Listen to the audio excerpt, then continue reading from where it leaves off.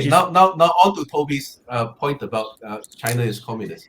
It's not. China is structurally is actually very much like a Western economy, and very much so. It's basically okay. Let me try to explain this in a more practical sense. Okay, China is basically half capitalist, half socialist. Okay, what is socialism? The definition of socialism is the means of production for a particular good or service is owned by the community or by the community. So if we take an example of this, if we take an example of this in a Western economy, it will be a public education. For example, in public schools, which is the means of production, is owned and operated by.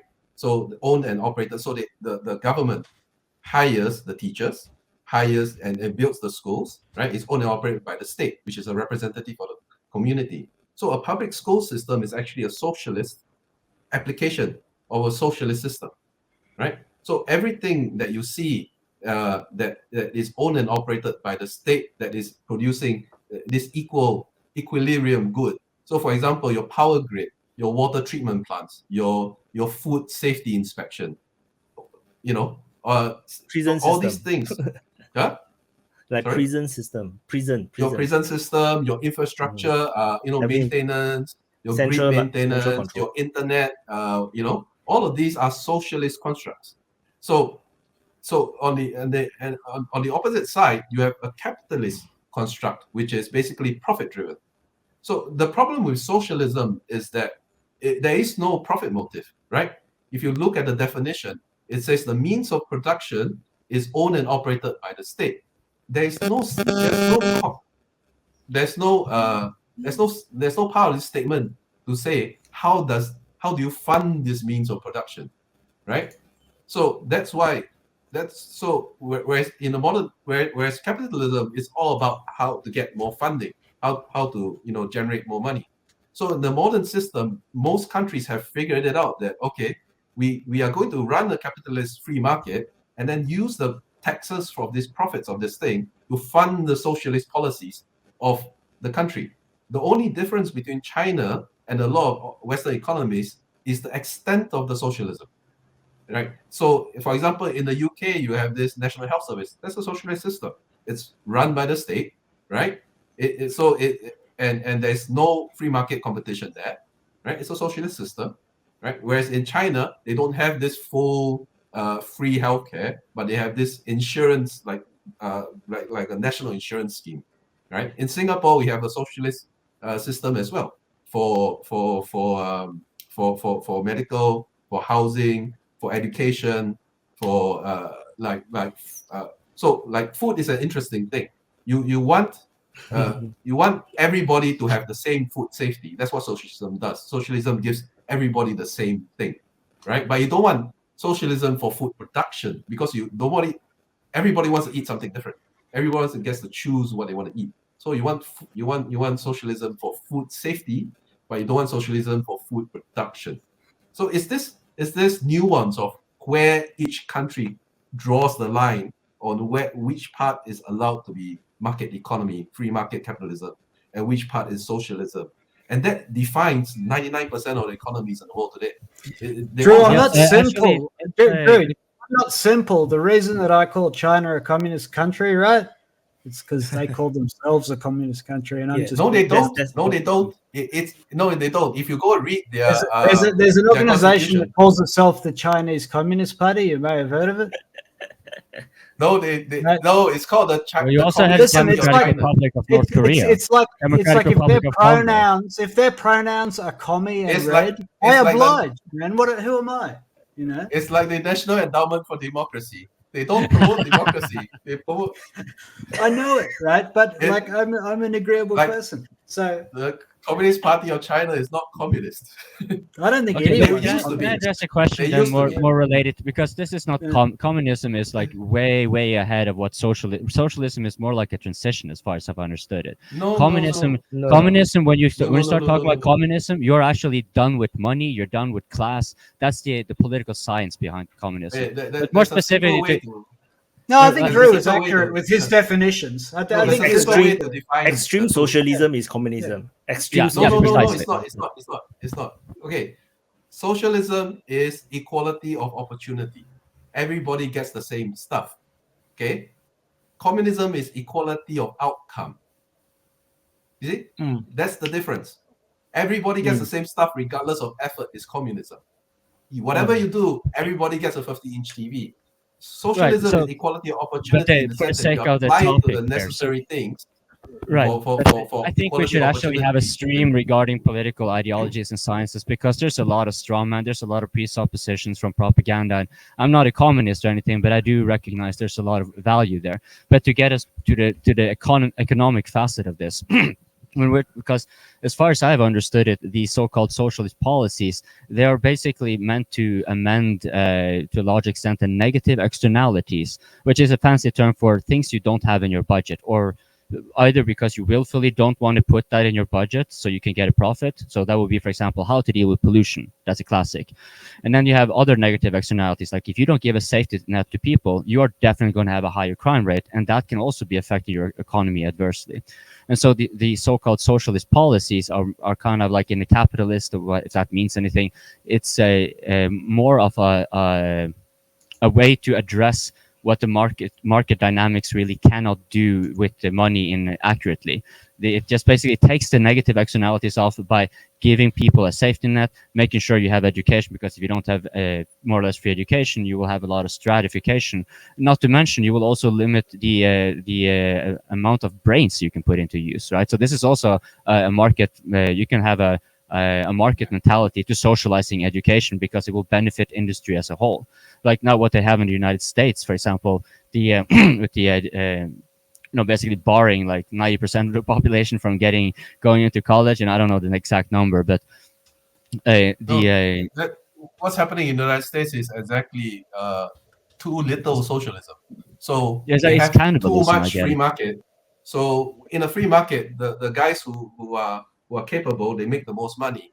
They are then able to let their children and whatnot get ahead. And the guys that are poor, they then suffer because there's not enough socialism for them to then be able to compete with the rich guys, right?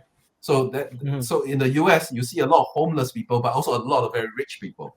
And this is why socialism is more effective than capitalism, and this is why planned economies have always done better than free market. No. Socialism. Like, Drew, you are making the case. You are making the case here, whether you like it or not. You're making the case that socialism is more effective than capitalism. In Singapore, right? Interesting. That's not the case. My case is there needs to be a balance. If you only have socialism, it's horrible. Everybody gets the same shoes. Everybody gets the same food. Everybody gets the same. There is no. It's like everyone living in the orphanage, so it's not a good thing. Yeah, it's horrible because I mean, I want. But I thought it had all these benefits. No, there needs to be a balance. If everybody capitalism is so toxic, like you get these poor people and they have no chance, No, I heard you, Drew. I heard you. I heard what you're saying. It's interesting. No, I'm not. It's like you are actually making the case for socialism against capitalism. No, there needs to be a balance. If you listen back to this is the thing. You say at the end there needs to be a balance because that's a diplomatic thing to say. But if you listen back to what you were just saying, I said at the very beginning, socialism doesn't have. There's no way to fund all these things. You need capitalism to fund the socialism. Without capitalism and the taxes that generates, your socialism system collapses. Because right in Singapore, that's what we do in Singapore. So that is the Singapore system. We actually have a very good balance between socialism and capitalism, and we actually taught China about it, but China just kind of overkilled it. So they just broke the system. So not our fault, but. In Singapore, right, our political landscape is very interesting. We don't talk about socialism. There's no in the political dialogue. So the word socialism don't come out. The word capitalism don't. It's in our national. It's one of the songs. The National Day song. We just say. Yeah, we are social democratic, but that's the democratic thing. But as in, when we talk about politics in Singapore, we only talk about the solution to solve a problem. That's it. Whatever solution works, we solve the problem. We don't think, oh no, that's too socialist. No, that's too capitalistic. No, we don't do that kind of thing. We simply encourage people to do business, but we don't want people to be homeless. Then we just enact policies to make it work. And then we afraid of corruption. We give our civil servants very high salaries.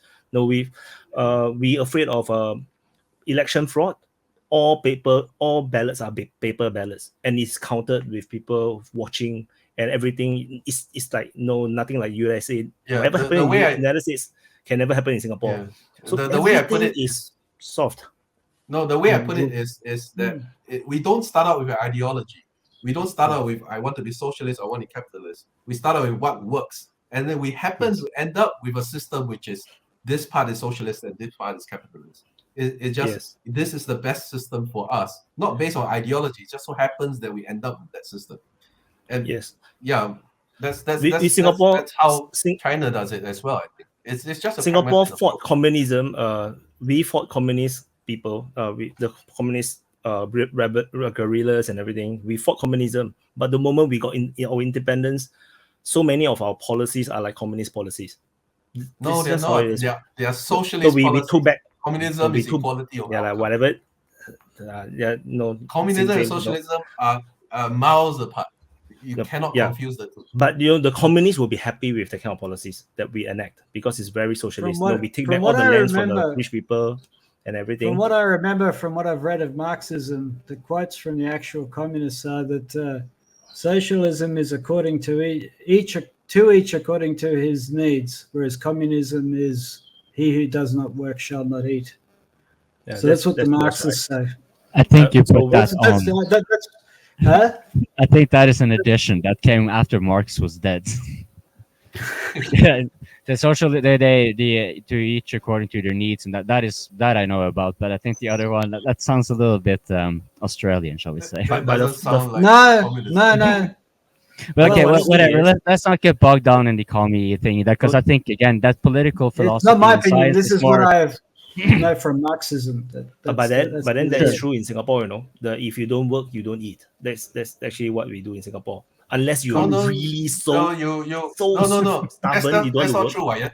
That's not true. Okay. No, we have welfare policies, but we have welfare policies, but it's really to the very extreme that this person is so stubborn, he just refuses to work, even they have the proper hands, proper legs, and no choice. We still give them welfare system, but essentially the system is to discourage people from not working. That's the Singapore system. No, what Singapore does but it's not. No, what Singapore does is it has actually a safety blanket or welfare, but it doesn't tell anybody about it. Yeah. So it doesn't get abused. So like whenever you go to, like, we don't have free medical care, but all medical care is affordable. Like you go to a hospital, they'll treat you first and then they'll charge you later. It's like you're gonna get everything you need to survive. But if you run into really bad trouble, there is a safety net, but they don't tell you about it. They'll come and knock on your door and say, hey, you're very poor, and then come join our system when you get there. And I used to, for a couple of years, I worked in the government, so I worked with these guys, and they always complain, like whenever we go to these, so we have some homeless in Singapore, and they will go up to them and say, do you want to come and live in this home? There's food, there's shelter, and they're always chased away. So because they rather sleep in the streets than go sleep in the home that's provided. So there's capitalists. Huh? Yeah. They must be capitalists. They must be capitalists. No, it's just they don't want to be stuck in a home, even though they have food and but they don't get their freedom to walk around. Essentially, it's like it's illegal to be homeless in Singapore. Actually, it's not legal to be homeless in Singapore in a way. It's just that some people are just very stubborn. Even if you give them a house, they also don't want to stay. That is very weird. Yeah. Well, okay. Sorry, Coping. You can. Right. So I'm just noting that we have been going on for 3 hours, and I'm pretty sure we can keep on going. But I'm also noticing that we're veering more and more off topic. So I'm just going to make. I'm starting to run my list out here. So, and I think I would have to actually go back to the stream and educate myself a little bit further on each things we talked about before we proceed. But I had one thing that might be a good way to stop vis-a-vis the de-dollarisation. And that is because I mentioned digital currency. in the traditional sense. But now I wondered a little bit if you guys have much to say vis-a-vis the de-dollarisation when we're talking about crypto. Because I hear that getting floated, but my understanding of crypto is so and so. And yeah, how would crypto really come into play in any meaningful way? Can China, for example, make their own cryptocurrency rather than, or the BRICS, could they make a cryptocurrency in a sense? Okay, And make I have that a lot to say about this. So does somebody else want to go first? I'll be very brief here, right? Cryptocurrencies are a great idea, but they are fundamentally against the interests of the state because you can't manipulate them. And I think Wyatt or Drew made the point earlier that one of the advantages of being a state is that you can manipulate your currency. That's why you want your own currency. It gives you flexibility in policy. Cryptocurrency locks you into the blockchain, right? And no government wants that. So this is why I don't see crypto being viable. I think crypto is more like gold, like a store of value, maybe. Only Bitcoin. And even Only then, I'm Bitcoin. skeptical. But I don't think, for the Not point of, even I think Bitcoin. it was Wyatt, I don't think governments are into it because it locks you into the blockchain, and no government wants that restriction on their policy freedom. That's it. I'll leave it there. Yeah. I But can hey, also good add stream, on- guys. By the way, if we don't close I can add on to as well. There is no clear advantage of cryptocurrency over whatever currency that we have now, like digital currency. All our currencies are digital. All our bank, the money that we are in the bank is all digital. It's just numbers. Big facts. It's just one and zeros at most. There is no clear advantage in terms of cryptocurrency. And even Bitcoin as a digital gold, it's still like a lousier version of the real gold. It's just that it's easier to access, but it's still lousier because you cannot exchange it for a physical thing. So there is certain limited. It's like it can be equivalent, but yet it's not really equivalent. It has its own advantage in terms of like easy access, but it's very unwieldy. It's still very trust based. But gold is gold. You don't need to trust gold. Gold is gold. That kind of thing. Okay. Yeah. Okay. Then let me do my 2 cents. I'll try to keep it short. Okay. Crypto and digital currencies are two separate things. Crypto is a digital currency, where digital currency need not be a crypto. So cryptocurrency, as we know of it, Bitcoin, Luna, all these things, they are all scams. It's a speculation vehicle, just like any other stock. It's a speculative vehicle, but it's not based on anything. There's no value underneath it. When you buy a company, you are buying the ownership of a company with assets, with services, with operations. Bitcoin, there's nothing there. There's nothing underneath it. There's no fundamental basis for the value of Bitcoin. It's just a speculation asset. Eventually, all of that will go to zero. It might go to 100,000 before it goes to zero, but it will all eventually go to zero because it's a speculative asset. The only reason it blew up because during the pandemic, governments printed a lot of money, gave it to regular people. Regular people wanted to gamble. Bitcoin was the great thing at the time. They put all their money in. That's why it blew up. So, okay, so crypto, forget it. Don't put your money there. It's not an investment. There's nothing. Right. So you're not just saying that it's. Let's just finish the crypto then. So what you're really saying is that it's first and foremost not actually any form of a tool that the state will bother using. It's not something that will be relevant to the de-dollarisation. And you're even taking it. The only thing that is unique. The only thing that's unique about crypto is the blockchain technology. The fact that you can't edit it. That's a database. But that's all it is. But as Drew said, they were going to go and to states zero don't eventually. want that So one would that unique thing? So right? So because what I got a little bit from what Drew was saying here is that not only is Bitcoin not going to be used by BRICS or anyone else, serious actors or anything like that, it's essentially a fad that's going to die out by itself because it is a scam. Essentially, there's no underlying value to it. It's a speculation. It's a speculative tool that people are using. Warren Buffett made a comment about this. Warren Buffett basically said the same as Drew. What he said was, if you owned like all the property in America and you wanted to sell me 1% for $25 billion, I'd cut you a check on the spot. And if you owned all of the cheese in America and you wanted to sell me 1% of it for $5 billion, I'd cut you a check on the spot, right?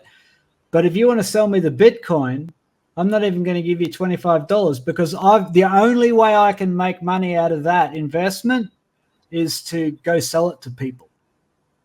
I can't collect rents from my property. I can't grow crops on my farms. I've got to go basically sell it back to you, right? And that's work. Yeah. That's not an investment. There's no underlying asset working for you. And so he's just not interested in it. Because there's no underlying asset. It's the same thing as modern art. Yeah, you're selling it to the next idiot. Yeah. Right. Okay. So it would have to be a very exclusive club, if anything. So, but that brings me a question though that I thought maybe it might be relevant. How do you because as far as I get it, Bitcoin is mostly done by drug. Oh yeah, sorry. Please continue. Let me cover the other half of the equation there, which is the digital currency. It's not true that digital currencies are useless. So in Singapore we have applications of it now. Like Wyatt and I, you will know, we just got these CDC vouchers. That's a digital currency where the government gave us money to offset a tax increase later. So we get these little vouchers we can use. So it's a little digital currency with an expiry date. So that is a digital currency application, So digital currencies are a thing, and there are a lot of advantages to them, and they are going to come.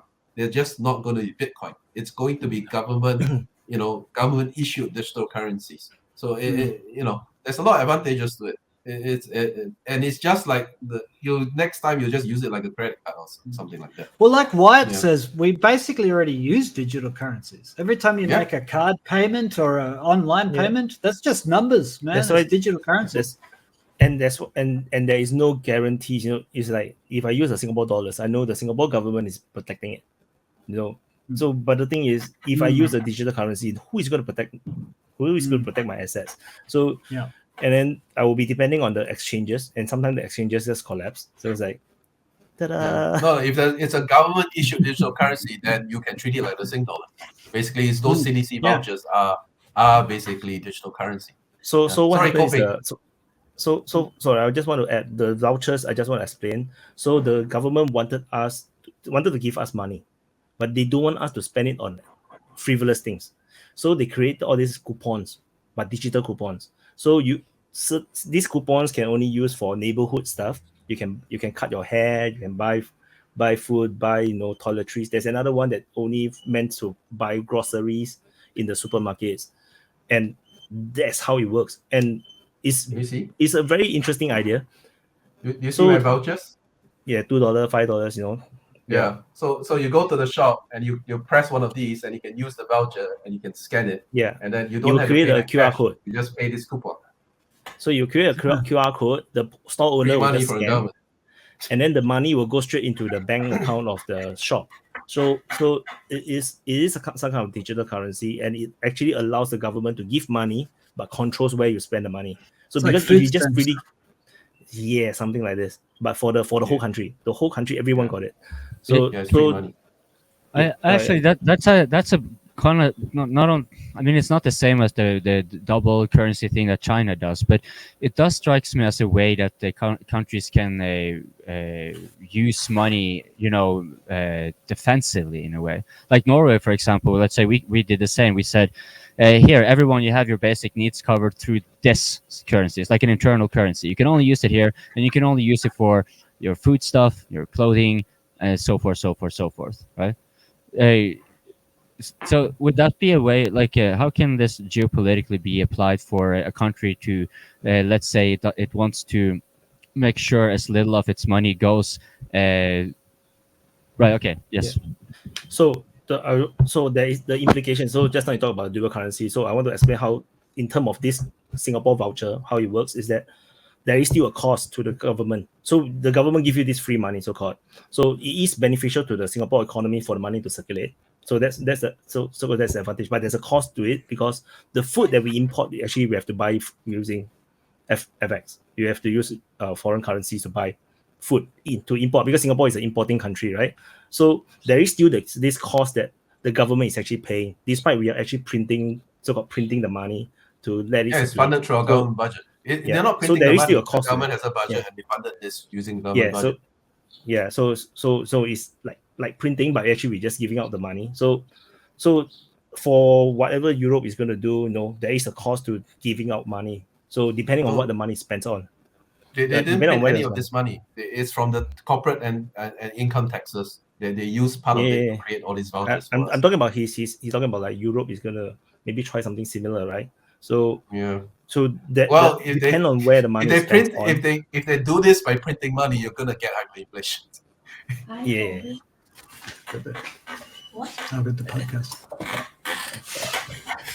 So for example, let's say if these coupons are used for very frivolous things that actually doesn't have any cost, for example, allow you to watch a certain program on the internet, produce maybe it's free, then it's free. Whoa! So we lost Aki. Now we lost. Yeah, Aki said he had to go. So. Yeah. So Kobe, now you're with two Singaporeans flanking you. How do you feel? Yeah.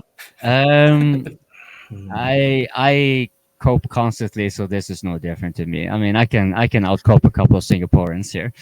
So like, well, I think maybe we are then coming to what do you guys say? We've been talking at length regarding de-dollarisation, a little bit of socialism, communism. We have gotten some good concrete examples from countries around. I got to cope with Norway, right? So what do you guys say we start maybe wrapping it up, and then we'll see where we continue. Oh, I recognize dog. No, now I feel like I need to go get my dog. I'm going to let in my cats. We have a dog stream.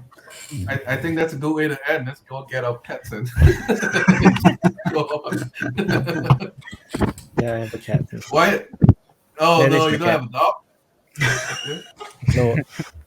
Too busy for a dog. Okay. Your kids should have a dog. All kids should have a dog. Yeah. Yes. It's really, adults, not so much. Too much work. Pet. I agree. The kid it teaches them to take responsibility. Well, but it's also easier. It will just become our responsibility. No, that's the problem. No. That's the trick, right? You have to make them pay for the dog and all the vet bills. So you give them the pocket money to do it. So then they end up handling the money. No, they learn to budget. But also, it's something that is smaller and cuter than them. They're no longer the smallest, cutest thing in the house. I found it's very good. But you have to you can't let it be your dog. It has to be their dog. That's the trick. Yeah, my parents. They're the only ones who feed it. They clean up all the poos, the peas, everything. You make them. It's their dog. Yeah, my parents tried that, and it ended up becoming their dogs in the end. Yeah, my dog is my dog. Yeah, I got it my daughter just to build up the defense immune system of the kids. So they're not in too clean of an environment. My daughter don't like dogs. She like dogs, but she don't like to get near dogs. She's afraid of dogs, so it's out of the question. And it's very expensive to have dogs and cats in Singapore. The vet bills and everything.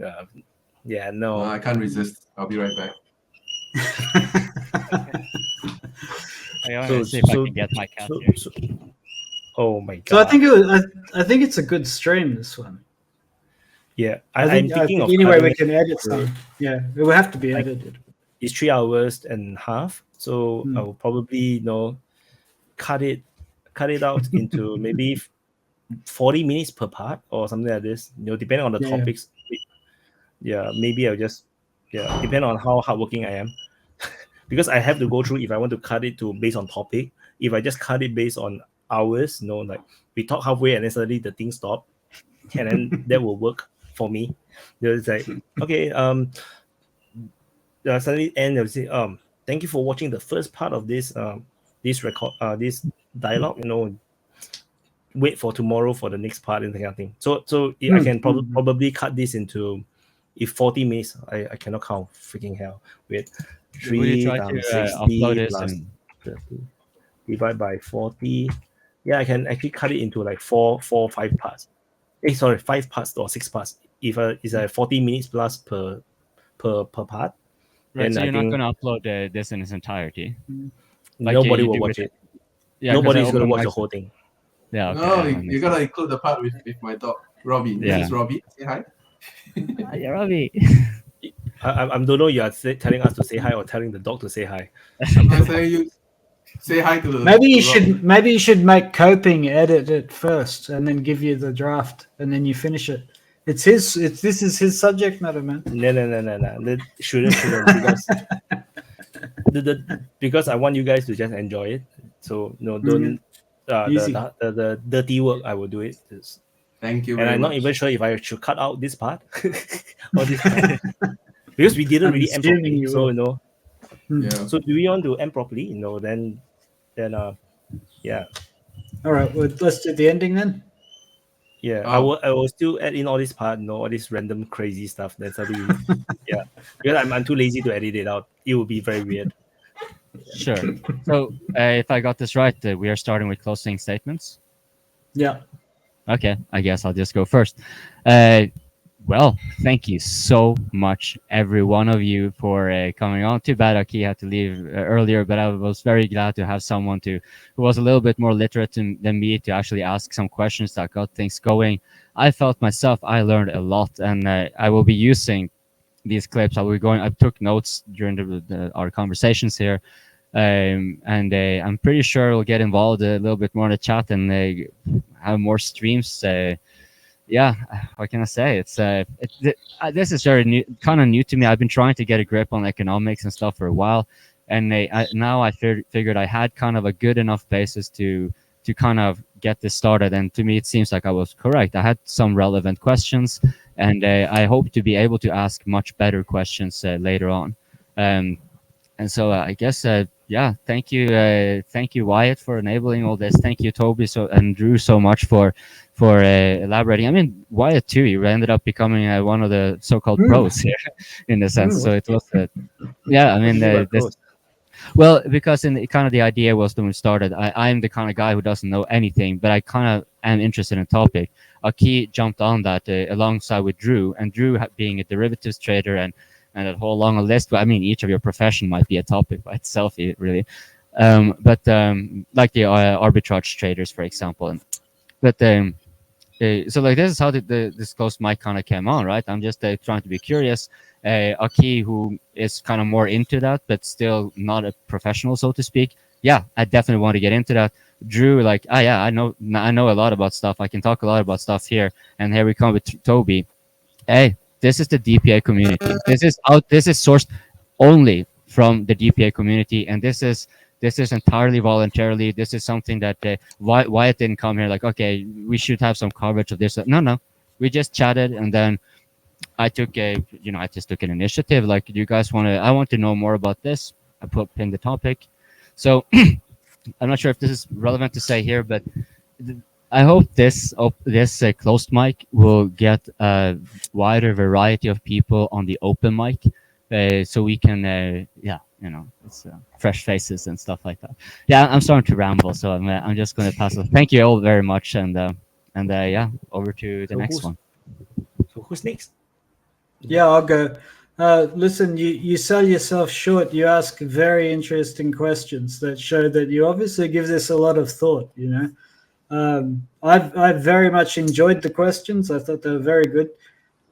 I also really enjoyed having Wyatt and Drew because, as I said before, I'm no expert on China, and it's refreshing to hear from people who've been there a lot, who understand the culture. Learn a great deal from it. So yeah, I find it a great learning experience too, man. And if anything I have said is of any use to anyone, that's great too. But yeah. I'm no economics expert, that's for sure. But thanks, guys. It was really enjoyable. I'm sorry I'm a bit tired. It's like 7 a.m. now. So yeah, it's 4:30 for us. Drew? Well, thank you for coping, for organizing this and bringing coming up. That sounds so weird. Thank you for coping. Thank you for coping. And thank you for Wyatt for hosting us and and letting us just bounce our ideas around to your audience. I think it's been fun. It's been great.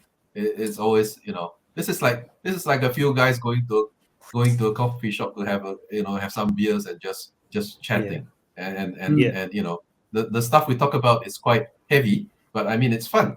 It's stuff that we don't really get to talk about with our immediate families and friends because nobody likes to talk about politics and heavy topics like socialism. It's nearly impossible, right, to find friends to talk about all these things, right? I don't have anyone to talk about this stuff because Yeah, I mean, if you try, I think you'll be kicked out. Probably like a bad reflection on me, but no, it's like nobody likes to talk about politics at parties. You know, so this is a good outlet, and I very much appreciate Wyatt and for. I like the international aspect too. It's very interesting, Yeah, it's interesting.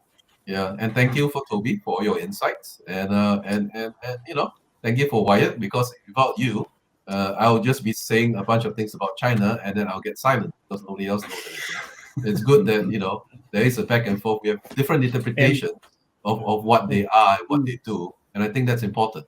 Different people have different views, different perspectives, and then as we discuss, some of our perspectives will start to merge, and we get a better idea of what it is. That's what all this conversation. I consider these IRLs to be mental hygiene. This is like cleaning up your brain and getting things in order. Like you have a lot of cluttering information you may not have cleared, and then you get into like the open mics would be perhaps more like an exchange of a wide array of perspectives. So that's why it tends to be meandering all over. But you see, we kind of did the same here as well, because there, like Toby pointed out, like if there's actually, I didn't interrupt you guys before. After half an hour or so with communist talk, then I felt that kind of maybe we should get back to de-dollarisation, right? But it's still like it's the international aspect, no doubt about it. How interesting it actually is to kind of whatever preconceived notions you had, you're probably wrong, right? And you quickly get to shed that when you are engaging in IRL. So unless you're cutting out this part, I mean, then everyone like and subscribe. It will be unedited because I'm lazy. Do it. But look, Wyatt, thank you so much for your work, Wyatt. You put a lot of work into this channel. I think it will do well in the end because of the work. I also want to thank Aki but he kind of disappeared. Yes. So he had good questions too, So I think this is also this session. The first recorded closed session. So it's not really a stream. So it's not right to call it a stream. It's more like a recording or this discussion or forum. We'll think about a word that is suitable for this closed sessions. And I think it's perfect because you see we talk about 3.5 hours plus, and it's the same people. We sustain the conversation with the same people sharing topics.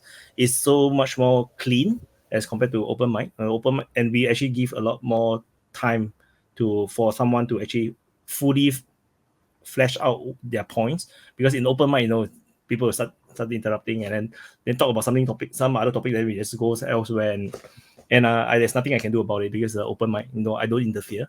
So for this time round, we can really go so deep into all these boring topics, which is actually very interesting if you really try to. The open mics, I should point out one thing about the open mics that I've noticed, especially among regulars, is that there is a gradual improvement, like in terms of being able to communicate, knowing when to interrupt or not to interrupt, and so forth. So it's a kind of a communicating proficiency that is improved through it with the open mic. That it's a good place. It's of course a bit chaotic, but it's also a good place to kind of get things in order, right? How do we get the conversation?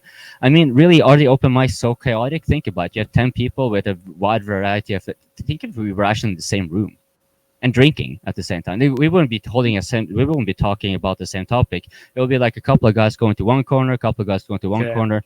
But the open mic is actually holding us in a kind of orderly fashion as orderly as one can. All the tank guys are one corner, all us economic nerds are in another corner.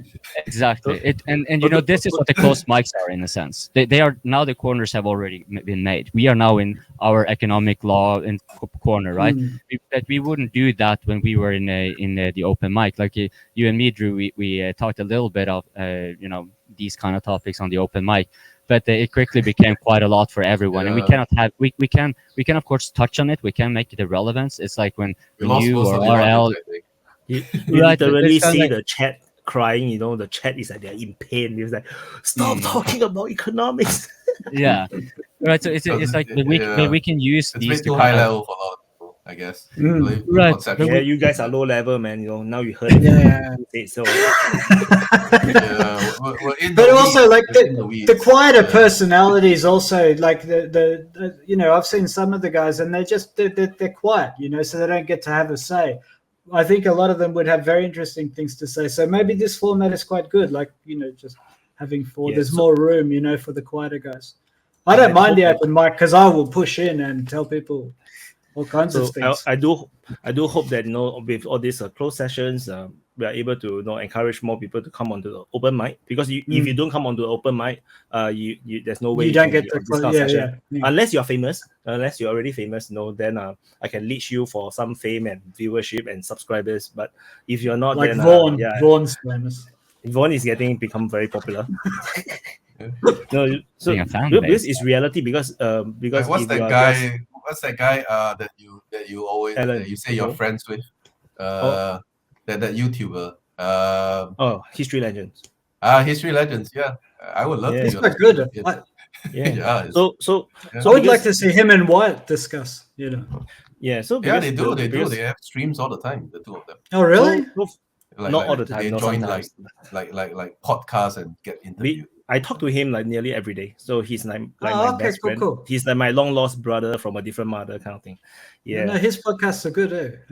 Yeah. So I just want to add, you know, this like I forgot my train of thought, because you guys. Sorry, I forgot. It's just, like Drew does this, man. It's like he was doing it before. Yeah, I was talking about. I think I was talking about like how I forgot, man. Fuck. Well, thank you everybody for watching.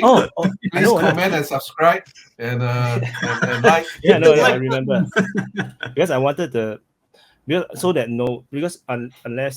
because if someone want to come on, but you're not really a well-known publicly known figure, I cannot bring you on, because nobody will know who are you. Because through the open mic, people actually know, have a sensing of who you guys are, or at least how the kind of knowledge that you guys have. So it's better. So if there's someone that is not part of the open mic have to come in, they have to be someone prominent, or at least, you know, have a YouTube channel with a few thousand subs at least, you know, the kind of thing, where, you know, you have your own viewers and subscribers that can come in, not just to help grow the DPA channel, but also, you know, people, you have some credibility where, you know, who are you, you know, that kind of thing. So this is why it's important that, you know, that you have to be part of the open mic before you can actually help to organize this kind of session. And you also be on enough to know who is who, and then within our close chat group, you know who to invite to be part of your closed session. So, and I think this kind of closed session, it will be very, very, very, very beneficial to explore topics that is a lot lesser spoken or discussed on YouTube. Like, for example, you know, things happening in Africa, you know, we can have people from Africa, you know, sharing what is actually happening there, because I have no idea what is happening there. So unless I actually do search, and I don't even know the things that I read is correct or not, you know. So yeah, and I very appreciate this session. I really enjoy it. And I think even with Drew, we always clash about China, but I think today we actually kind of managed to come to a point where we actually agree, and we kind of like have a kind of a synergy where we somewhat understood each other much more clearer, and we actually kind of agree, just that we come from a different perspective. So I actually very happy with that. I think we got closer. I don't think we agreed. But we'll get there. You bonded over your socialist principles. So more about that. That's all right. All right. Okay. Thank you, guys. All right. So thank you all. Thank you everyone for watching, and I will see you in the next update.